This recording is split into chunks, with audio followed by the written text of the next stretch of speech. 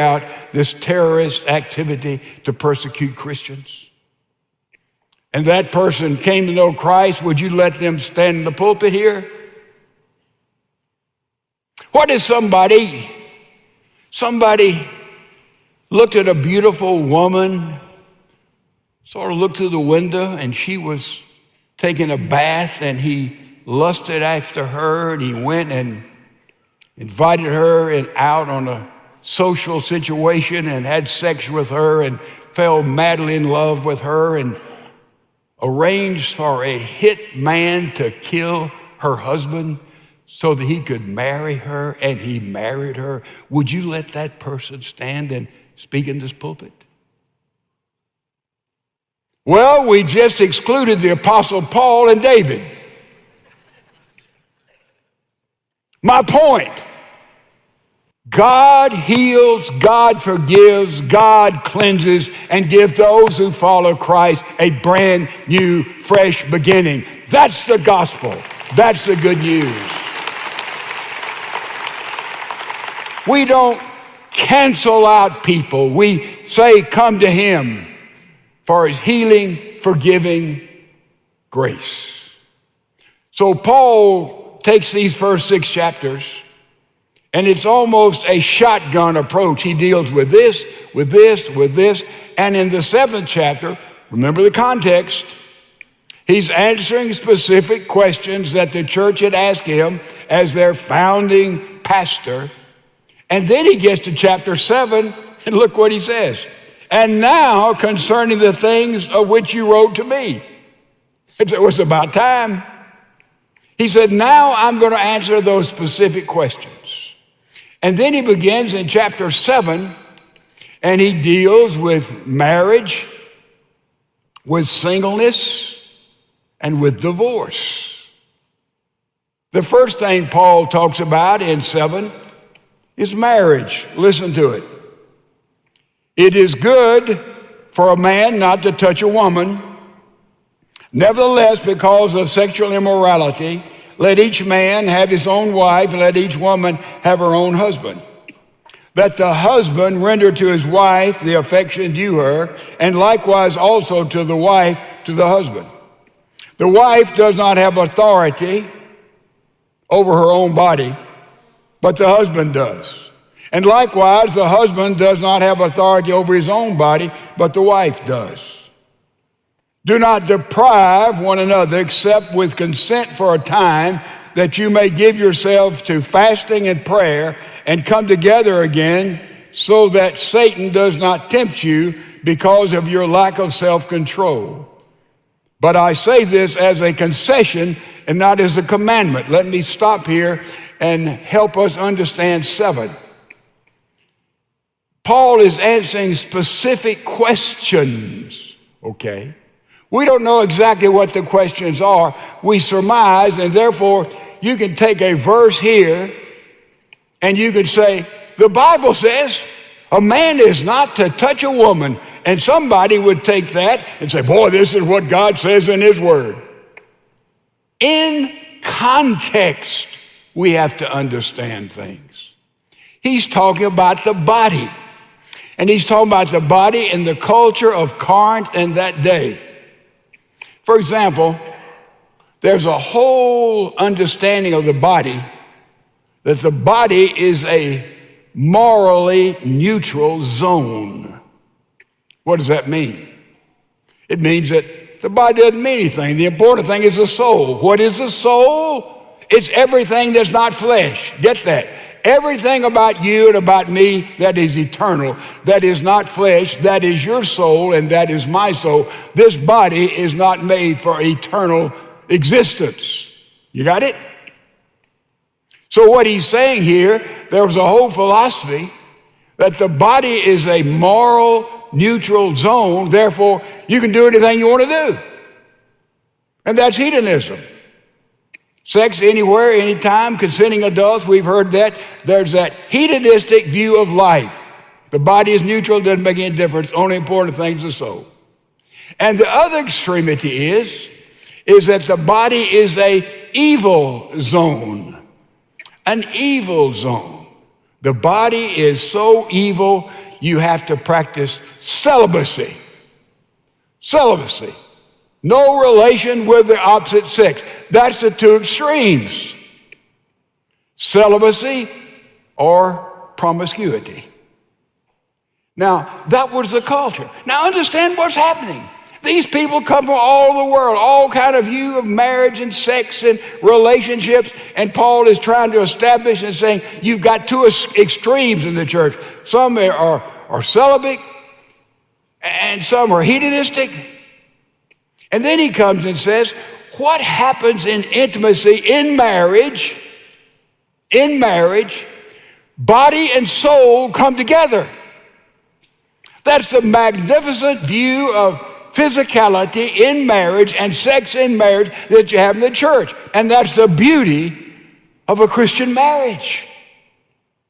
Paul is dealing with this, and then he deals with singleness. What if Paul had been married with children? Could he have done for God what he did? Traveling all the world, breaking the gospel out in Europe? Could that? No. He'd be so limited. He'd have a higher responsibility to his wife and his family, would he not? So Paul is saying, I wish you could be single as I am because I'm free to do things. So you've got the married life and the single life. And by the way, the married life is much more complex than the single life. We could not run this church without single men and women. It would be impossible. If we listed all the things that these tremendous singles do for us, we'd sit back and say, whoa. Now, the first time in the history of the United States, there are more people single in America today than there are married. First time in history. So singleness is in. And in the crisis that they saw in Corinth, Paul is saying, it is best that I am single. And some of you who have the gift of singleness, it's best that you be single. Now, others would say, well, I don't have the gift. I don't have the gift of singleness. I want to be married. But then we understand spiritual gifts. Follow me carefully. I do not have the gift of hospitality in the sense that I love preparing all of that and cooking and doing. A lot of men do. I just don't have that gift. I like people. I like to be people. I like the conversation that goes around hospitality. But the gift of all the preparation, that's not me. But many times I have got into hospitality preparation and doing things and preparing things. I didn't like it because it was my duty. But I'm not gifted. I didn't enjoy it. It's my duty. So you may not have the gift of singleness, but at this time it is within you, your capacity to be pure and chaste and to be single. This lifestyle is blessed of God. The married lifestyle is blessed of God. So that's important that we understand the whole thing of singles. Let me say to those who are single, whether you're divorced or widowed or you're never married, handle your dating relationship biblically and sensibly. I suggest you read C.S. Lewis's book, Four Loves. It's a little dated, but C.S. Lewis talks about 4 Greek words that can be translated love. He talks about eros, that's sexual love and attraction. He talks about storge, that's an affectionate kind of love you feel, an affection there. And he talks about agape, that's that total committed love that you have in marriage, total commitment. Then he talks about phileo or philos, and that is that friendship love that you have. Philadelphia, city of brotherly love. Philos, 4 loves. Now, if you're single and you go in a room and there's 7 or 8 people in there of the opposite gender, okay? And you're single, who do you tend to gravitate to? Probably, be honest, You would gravitate toward the chemistry, toward the eros, or maybe toward storge, somebody who'd be warm and affectionate. You go that way. And that's where people make mistakes. We start off with that attraction, that chemistry, that eros, that storge, and all of a sudden we approach this relationship backwards. We need to shuffle those loves and take in dating and relationship, if you're single, eros, sexual love, and put it to one side. And what do you look for in that room of eligible singles that you're in? What do you look for first of all? You look for phileo, friendship. You're looking for somebody who would be your friend, your best friend for the rest of your life. That's where you start. It's true in Genesis. God created, it's good, it's good, it's good, it's good, it's good, it's good, it's very good. Then he said, it's not good for Adam to be alone. Okay. What's Adam's problem? He's lonely. What's the answer? Eve. What does God say in their marriage? Leave and cleave. He doesn't start off with be naked. You start with friendship. If your wife, your husband is not your best friend, if you've got somebody, that's a better friend than you are, you're in trouble. Start with friendship. And then you get the order of these loves right. You start with phileo, philos. You start with friendship. And then that friendship warms, it becomes storge, it becomes affection. And then finally it becomes agape, and then you make that commitment, everything you have, highest priority of your life, total commitment of love, and then comes a total expression of eros. You get that backwards and you will be fouled up so many times. Not every time, because we know today divorce is in decline because there's so much cohabitation. Let's live together and we'll see if it works out. Those who cohabitate, they get married about 63% of the time, but only about 36% of those marriages last. So if you want your marriage to last, you don't begin with cohabitation. You don't begin there. So what am I saying? I'm saying that the sexual relationship in marriage is expression and celebration and sacred. I'm saying outside of marriage, it is zero and null. I'm saying in dating relationship, you're looking for somebody who will be your best friend and confidant in your life, because marriage is dangerous. Your mate can completely reprogram your life and your self-image.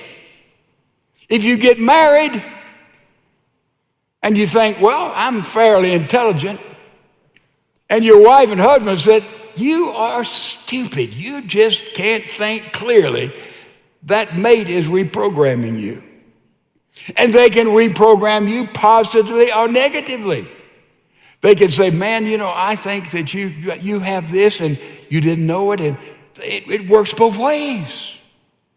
Ladies and gentlemen, marriage is the biggest decision anybody makes outside the decision to receive Jesus Christ. So make sure, if you want your marriage to sing, we've been talking about that for about 5 weeks now, go back and listen and study, and it'll work every single time.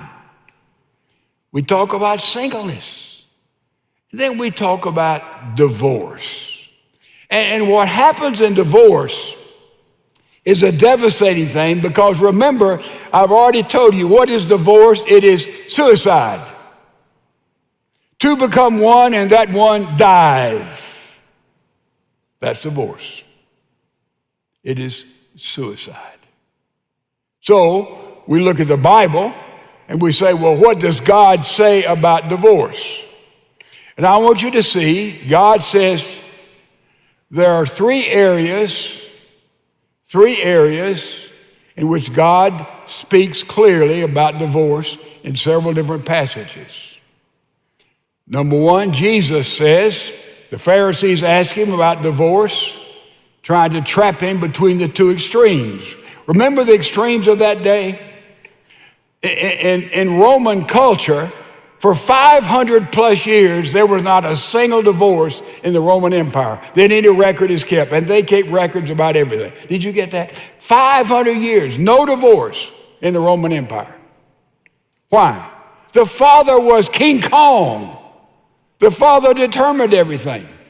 And marriages were handled by negotiation between the father of this female and the father of this male, and a dowry was set up, and this happened when usually the children were about 3 years old. Hello.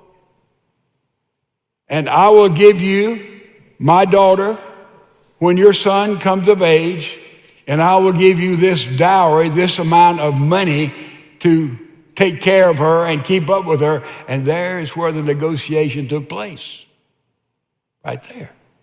And therefore, in Rome, they didn't have divorce, but remember the Romans conquered the Greeks? But the Greeks conquered the Romans' culture, and in Greece, hey, man, I don't like the way you cooked my eggs this morning. I'm out of here. We're getting a divorce. Bang, it was done. Promiscuous society. And there, when the Romans came down to Corinth and they began to fill up other parts of the world, suddenly the Greek culture, though they lost the war, the Greeks won the culture, and now divorce was rampant there in Corinth. And so we see this is what happens. You know about buyer's remorse? Buyer's remorse. You may not know that everything that is purchased, a study has been given, everything that has been purchased by all of us in America, 486 billion items are returned. That's 10.6% of everything we buy is returned. And they have studied realtor groups and sales groups, and they study all this very carefully, and they said, why? And for two reasons. Unmet expectations. Number one, it didn't work as simple for you as it did on television, right? It didn't cure St. Vitus disease as they thought it would, right? Whatever. Unmet expectations. Number two, I got a better product. Yeah, got a better product. And does this sound like marriage today? Get married, unexpected expectation, didn't live up to it, therefore I'm getting divorced. Or, man, I've got this fine, handsome guy and he's interested in me and I'm just moving away from you, partner. I've got a better thing. Interesting in all of this, in the secular market, men usually realize, first of all, in the secular buying and selling world, they usually recognize it's not meeting my expectations.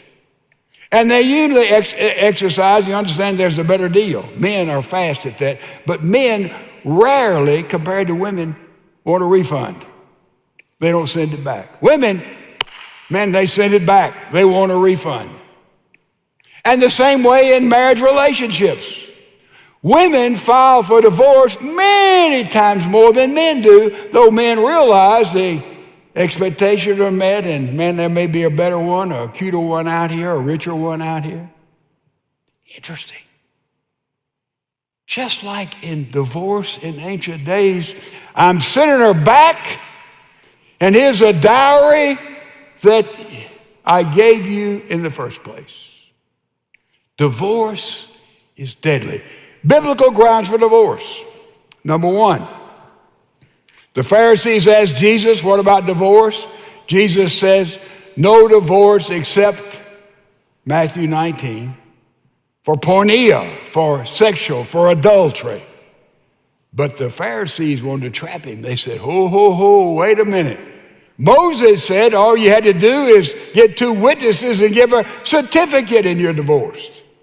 And Jesus says it was not like that in the beginning. Divorce takes place now because of hardness of heart. Hardness of heart. What in the world is that? Dispute with your wife, your husband. There's a bruised heart, right? We all know that. Then it sticks around for a while and that bruised heart becomes a cool heart. We talk, but it's very formal. Oh, certainly, I'll be happy to do that. It's a coolness, you know. Don't sit there so pious. You're with me, I know. There's a cool heart. And then that can move to a hard heart, arguing, fighting, blah, ah, ah. And then it can move to an apathetic heart. That's really a big problem. I don't care what he does. I don't care what she does. I'm bad. But a hard heart. Jesus said this is allowed because of marriages. There comes this hard, ungodly heart, and it's expressed through adultery, a grounds for divorce. And then Paul elaborates on this in our passage. In this 7th chapter of Corinthians, he talks about desertion. And that's a wide, expanding word. You have to be careful how we use it. But it means here's someone who is brutal. There's someone who goes to physical or overwhelming emotional put down. They deserted. They leave. They're not a part. They're there in body, but they're not there at all. There's desertion as a ground. Paul deals with that. And then finally, the third ground is found in 2 Corinthians chapter number 5. If anyone is in Christ, they're a new creation. All things are new. What does it mean for all things to be new? It means all things are new. It means prior to being a Christian, there can be a divorce. And that divorce in God's sight no longer existed because you are a new man or a new woman. Now, let me tell you how serious this is, and I'll read you a tragic letter. I'm one of those sorry, blankety blank, profanity, that cheated on his wife of 20 years and 2 kids with her best friend. I married the best friend the day after my divorce was final, and I regretted it ever since, every second of my life. Yep, you get what you deserve in this life. My divorce regret is immense. I would give anything to go back in time, knowing what I know now, and love my first wife like she's never been loved, honored, appreciated, respected, or admired in her life. But I can't. I've fouled up beyond words. I had the best life anyone could have asked for, beautiful, loving, caring, dedicated wife, 2 beautiful, sweet kids, an in-law family that loved me dearly, but I was bored with all that. People kept telling me how blessed I was, but I couldn't see it. I was blinded by selfishness, so I threw it all away for someone that I thought was my soulmate. Oh, how wrong I was. So wrong. 5 years later, I still can't ignore the overwhelming guilt and shame of what I did. Only for a couple of minutes a day does the memory of my first wife and kids and family leave my mind. I can't watch a movie or listen to music without thinking of her.